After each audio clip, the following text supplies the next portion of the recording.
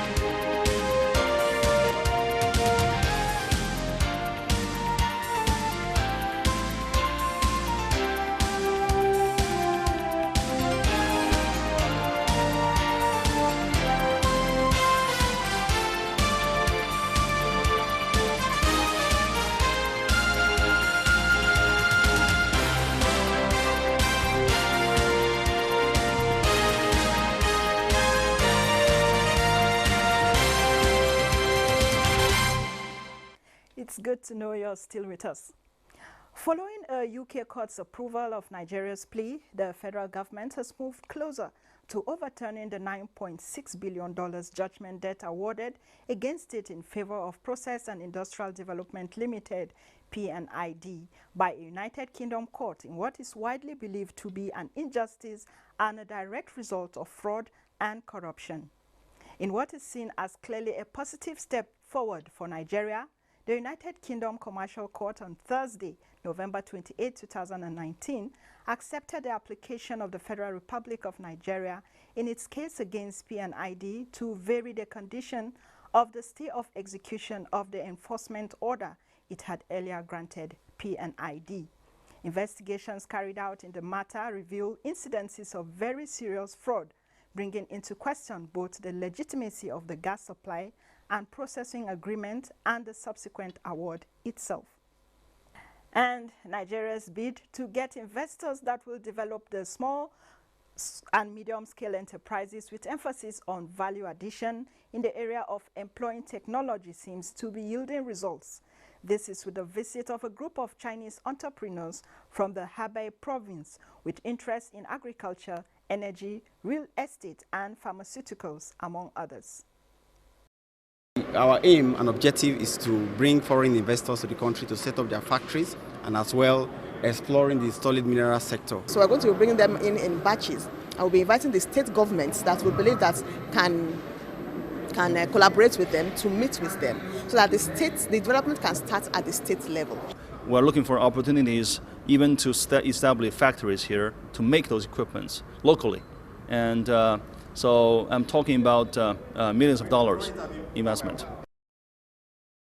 The Manufacturing Purchasing Managers Index, PMI, in November stood at 59.3 index points, indicating expansion in the manufacturing sector for the 32nd consecutive month.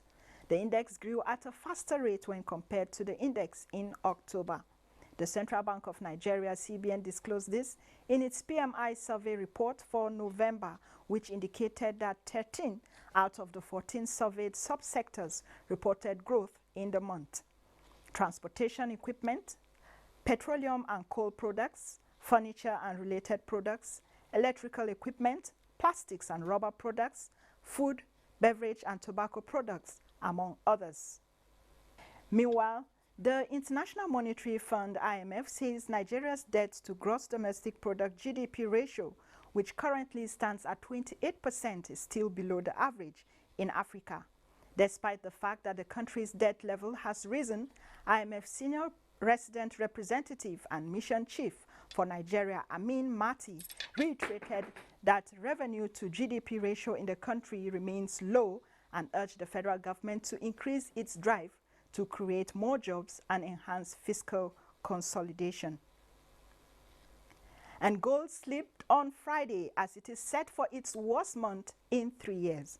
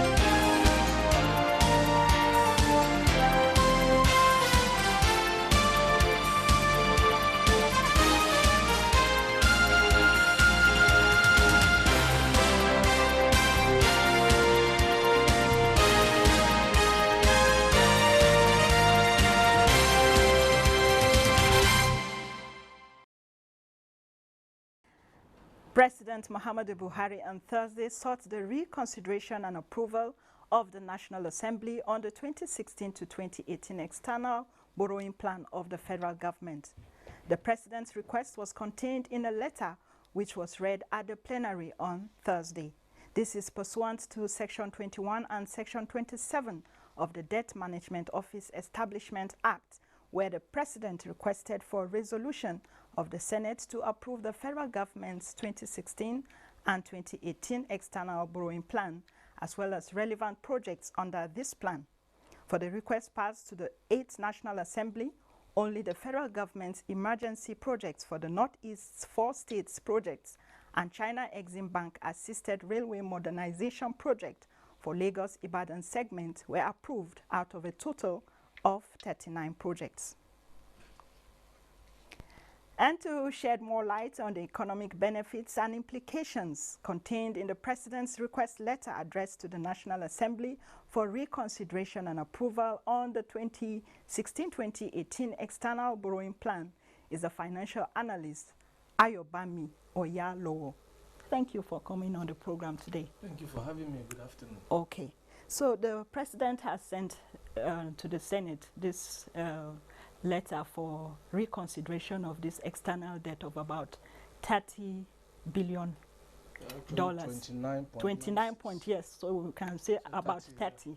Yes. So what do you make of that? Well, I think it's a good plan because some of these projects have been on hold for lack of finance because the 8th Senate refused to assent to this request. Some of the projects include, but not limited to, the forever East-West road that has been on since the days of President Obasanjo. So some of the fund will be applied to completion of that project. The Mambila hydropower station, the dualization of the Suleja-Mina road. If you have passed through that road, I have not in the recent times. I did that a few years ago. It was horrible, and from report I've heard, it's even worse. So it's also part of the project. The money will be applied for or towards the standard gauge between Ibadan and Kano rail lines, the Calabar, Port Harcourt, Aba, Makurdi, the Bauchi, Maiduguri rail line, dualization of Ibadan, Ilorin, Jebba road, the 2,500 kilometer power transmission lines and transformers all across the country, funding and upgrades of about 18 federal universities, total overhauling of the Ajaokuta steel, and the dualization of the Lokoja, Okene, Auchi, Benin road. So from all this, you can see the economic benefit even without me having to say anything. We know the opportunities that will be available when these roads, rails, and power transmissions are completed. We are going to go back to talking about the benefits. But the President had, in the 8th Assembly, presented the same requests, but it was rejected. Yeah, what was their reason? So it was just personal clash of egos. I mean, it was not about Nigerians, because if you look at the project I've mentioned, these monies are not going to be physical money that you can steal like it was done in the past. Most of them are specifically tied to projects. So, and this project will affect my life and your life. if we don't pass through this road, at least the power stations will affect us. We'll have more power. So the rail system will affect us positively. So are you saying that failure to accept that it has set us back. affected infrastructure development in Nigeria? We have one of the most huge number of deficit infrastructure in the world, and from what I understand, even if we apply our entire budget to infrastructure, then we will have to do that for the next 10 years if we're using the same budget cycle we're using and the amount we've been budgeting. So refusal to have accented to this by the last Senate was not a slap on President Buhari, because unfortunately he may not even have to pass through some of this road, or it is a punishment towards Nigerians, because it is our people and we ourselves that will have been benefiting from this. I mean, we all see the benefit the Kaduna Abuja rail has been to. Many of us, I don't go by road most times if I'm going to go to Kaduna. I mean, just imagine if this has been replicated all over the country and the linkages it will have provided. So now if you look at all the rail lines I've put down, which means almost the entire regions in Nigeria will be linked by rail. And that will reduce the pressures on the road, reduce accidents and robbery on our road. I mean, it will bring a whole lot of new kind of life to Nigerians. Okay, so having said that, do you see this 9th Assembly, you know, moving us forward and taking that? I have seen a few people get it wrong, thinking if an assembly is friendly or understanding with the presidency, it is bad. I don't think so. When you say checks and balances, what assembly should do is to look at the quality of whatever is presented to them and see the benefit. So for me, if they keep working together to the benefit of Nigerians, then I see it as a plus for us, because like I rightly just put now, this project will affect me, it will affect you, it will affect all of us. So for me, if assembly and the executive, I mean that is the legislature and the executive, have a mutual understanding that look, we are not competitors, we are co-workers in the vineyard of Nigeria, and if whatever we are doing will benefit Nigerian as people or as a people, I think it is a plus for us. I mean, there's no need for unnecessary brickbats, because this brickbat that we had in the last assembly was a lot of setback. I mean, you remember the video that was captured where the former Senate president said, I cut the Ibadan. I mean, see how Lagosians are suffering, and that would have been solved before now. But because somebody wanted to just deal with another man, I don't know, whatever they had, I wasn't there, I don't know what their problem was, but it was really, really a pain for some of us. I am from the Southwest, and I know the importance of that road to the economy of not just the Southwest, but the entire Nigeria, because that road is the gateway between the West and the East. If you want to come into Nigeria, I mean to the West, from Lagos, you go through Lagos Ibadan Expressway before you branch at or to go to the Southeast or the South-South. Same way if you're going to the North. So for me, it's a plus for Nigerians if the assembly continue to work together, not fight each other. I mean, if the president is doing something that is not right, I think he should be cautioned. But if he's doing the right thing, then the assembly naturally should work with him. All right, let me ask you this question. Why does Nigeria actually need external loans? Can't we source, you know, within to get this infrastructure I will answer it in fixed? 2 ways. First and foremost, the entire world is awash with debt. We're not the only country who is taking loan. America is heavily indebted. Every country in the world has debt. But what you will ask yourself is, what are we doing with the debt? Are we taking monies to steal and share among politicians, or are we borrowing to fund infrastructure? If we are funding infrastructure, then definitely it is a good borrowing, because the infrastructure will pay itself over course of time. I mean, I've just mentioned railroad, power project, all these things are not going to come free. And then now asking about why Nigeria is borrowing is because we don't have enough money. That is just the truth. We are not a rich country. We have this wrong mentality of thinking Nigeria is rich. Because if you look at the number of, let's even say we are completely oil dependent, for instance.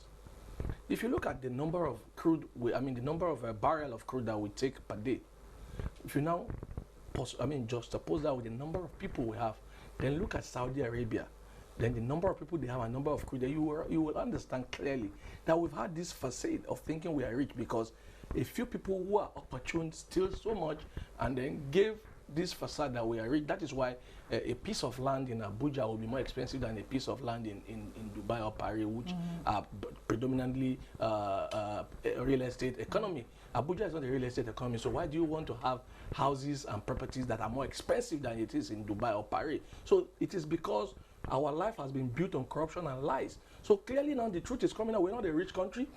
If you decide not to borrow, the only other alternative would be to tax Nigerians to death.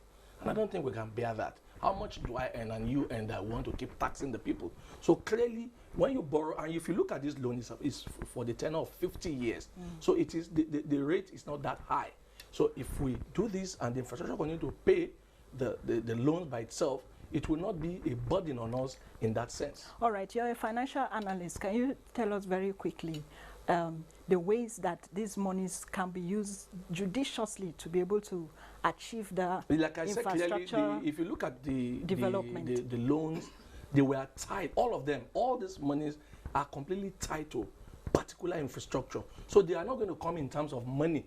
They're going to come in terms of equipment, material, and men. So it's not money that will fall into one account and people will share it among themselves. So these loans are tied to infrastructure. If you say, for instance, we are doing this rail from here to here, it is tied to the number of men that will work, the money you will pay for the workers. It is tied to the equipment that will come. So clearly, it is not monies that will be shared and stolen. So for me, it will be it will bring a lot of development, because most of the counterpart funding for most of these have been paid up by Nigeria itself. So we are getting this loan as paying to the other ones, I mean to China or Russia, whichever country is working on the rail, so that they can do their own part while we have paid our part. So clearly it is not money that will be stolen. Okay. So Nigerians should be expectant that over the few coming years we're going to see massive infrastructural development. Okay. Thank you very much, Ayobami Oyalowo. We'll take a short break now and the discussion continues.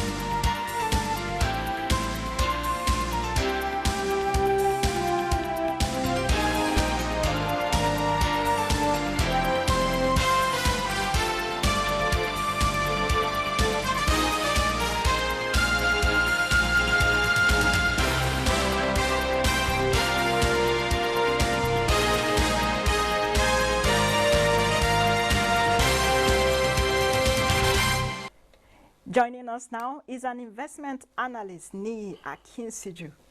Welcome to Business Express again. Thank you so much. Okay. It's a pleasure. So we would like to have your take on this letter by President Buhari to the Senate for the approval of some monies for infrastructure development in the country. Yeah, I think it's timely. It also shows that the president is contemporary in his thinking, and okay. And of course, it's very conscious of the needs and requirements of Nigeria, especially in the area of what are called brick and mortar infrastructure and social infrastructure. And of course, I think the president is aligned with our reality. The reality is that we have revenue generation challenges, and these revenue generation challenges have its root also in our incapacitation in terms of our brick and mortar infrastructure, roads, bridges, and all that, and our social infrastructures too. So as it is, we are in a dilemma. The dilemma of the choice of how do we fund, this infrastructure. Yes. Without this infrastructure, we will not grow. We will not just only grow, we will not be able to generate revenue. So we need this infrastructure in place to generate revenue. Taking the loan is the right step? It is the very right step at this time. And for me, it's even low. Okay. What I know is that in the immediate, Nigeria needs a minimum of $100 billion, to fill up to 40 to 60% of its GDP in terms of infrastructural ratio, to our GDP. So if we are doing 30 billion at this time, don't also forget that part of what is being applied for today was applied for in 2016, and that part was approved, the part for the Lagos-Ibadan railway line, and some projects in the northeast. Those projects have been delivered. So you can only imagine if the totality of the request had been approved in 2016, most of the projects we are talking about now would have been delivered. All right, let's move away from the letter of the president to the Senate. It would seem that Nigeria is moving closer to overturning the $9.6 billion judgment debt awarded against it as UK court okays federal government's plea in favor of Process and Industrial Development Limited. Yeah, well, So what do you make of this development? Is it good news for Nigeria? It's good news. What does it portend for Nigeria? We've always known that that was a criminal attempt, to fleece Nigeria of that money. And of course, I always insisted that it's not just a band of crooks doing that. It had actually been purchased by metropolitan capitalism, to fleece Nigeria. Okay. But of course, thankfully, we have seen how the government had risen up to the occasion, and it's obvious now that there is serious engagement, and that we will not definitely lose this 9.6 billion. The $200 million requested for by the judge is now given in terms of bank guarantee. So it's not a matter of taking our cash, for the placements. It's a bank guarantee. So it also talks to the fact that the judge is also becoming more sympathetic to our own proclivity to the Nigerian inclination, as it were, too. Okay. All right, gentlemen, we have to stop the discussion here for want of time. But I would like to appreciate Ni Akinsuju, an investment analyst, for coming on Business Express today. Thanks so much. Thank you very much. And Mr. Ayobami Oyalowo. Thank you. It's our pleasure to have you on Business Express today. Meanwhile, trading on the floor of the Nigerian Stock Exchange closed upbeat this Friday. The NSE All-Share Index advanced 0.66% to close at 27,002.15 basis points. Market capitalization rose to 13.7 trillion naira, while value of traded shares was 3.6 billion naira. The top gainers for the day were Nestle, MTN Nigeria, and CCNN, while the losers were Stanbic IBTC, Dangote Cement, and Cutix. UACN, UBA, and Zenith Bank were the toast of investors as they recorded the highest volume of traded stocks. European stocks closed in positive territory on Friday as investor optimism were largely lifted by developments in ongoing US-China trade negotiations. Bosede Abel takes it from here. Global markets opened the last trading day in November mostly negative amid tension between the US and China over protests in Hong Kong. In European markets, the German DAX fell 0.3%, the French CAC 40 lost 0.05%, and the UK's FTSE 100 dropped 0.16%. Shares extended losses in Asia after Japan and South Korea reported weak manufacturing data that suggests a worsening toll from trade tensions.